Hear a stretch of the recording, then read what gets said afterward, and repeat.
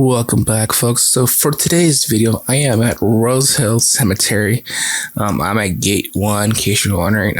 There are many different parts to the cemetery. It's pretty huge, not gonna lie. Now, if you go to Gate 17 and you proceed to go all the way to the top of the cemetery, you will find this sign right here, Rose Hill Sign Cemetery. And I'm not gonna lie, and this majestic beauty, it looks pretty nice. I forgot to film it, so next time I'm there, I will definitely film that huge sign there because it looks better in person. So with that being said, let's get on with today's video. First off, we're going to go to the garden stage section here of the cemetery. From the road here, we're going to pass this lovely tree here, and then look at this memorial water fountain here, and go to the second plot to your left. Behind this gate here, we're going to find Payton Chester and her mother, Sarah. They were one of the 9 passengers aboard the helicopter crash that had Lakers legend Kobe Bryant and her daughter, Gianna Bryant. They were on their way to the Basketball Youth Academy when a helicopter lost control due to foggy conditions and then crashed on January 26, 2020. So next up in the Garden State section, I can't believe I'm saying this, but arguably one of the greatest coaches in Major League Baseball history for the Los Angeles Dodgers, Tommy Lasorda, and his son, Tommy Jr., and his wife. So I mean, I could list all the accolades of Tommy Lasorda, but most probably he did win the 81 World Series, and then also won the 88 World Series, and honestly, the guy was tough as nails. He brought passion to the game and coached 2 teams to 2 World Series titles, and me growing up as a Dodger fan, this guy had passion for the game and also be a player to himself. And yeah, I mean, if you don't, arguably one of the famous highlight is when Kirk Gibson hit the infamous home run against the Oakland A's back in 1988. You know, him just running on the field and just losing his mind. I'm like, yeah, that's Tommy, all right. And so he's right here. Let's see here. According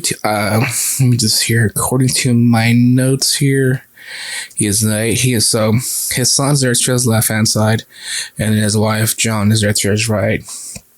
And yeah, but just seeing Tommy Lasorda there, just like as a Dodger fan, knowing that baseball season just is around the corner, was truly a heartwarming experience for me, just to pay my respects to Tommy Lasorda. Again, in my opinion, 2-time World Series champion manager for your Los Angeles Dodgers. And yes, I did see him once at a game back in 2009 or so. I was sitting right behind the home plate. The game was going on, and then the crowd went crazy, and then here he was sitting over in the section to my left hand side, like, hey, there's Tommy, and everyone just started losing their minds and just start clapping.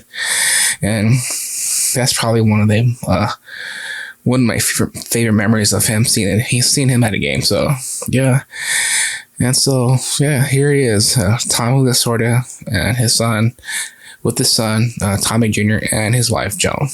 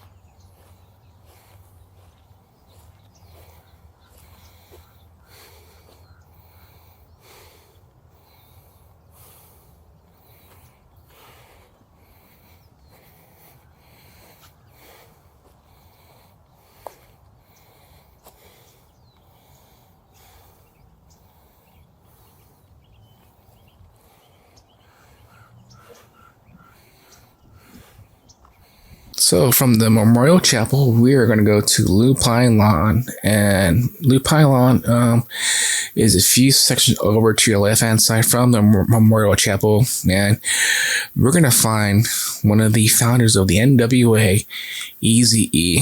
Now this is Eazy-E's second stone. I'll put up a picture of his original one right here. But yes, this is his second stone. And if you didn't grow up listen to Eazy-E and Boys in the Hood like I did in the early 90s, man, you're missing out. But he's most famous for being in the NWA and also being a solo artist too. And the man had quite the achievements under his belt.